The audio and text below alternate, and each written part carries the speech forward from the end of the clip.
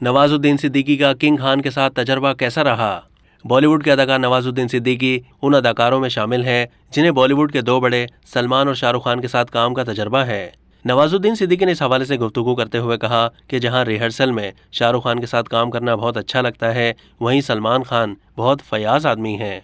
दोनों के मुख्तलिफ मिजाज पर गुफ्तगू के दौरान 2012 की crime story film gang of Wasseypur part 2 से शोहरत हासिल करने वाले नवाजुद्दीन सिद्दीकी का कहना था कि शाहरुख खान के साथ काम की खास बात यही है कि हम बहुत ज़्यादा रिहर्सल करते थे।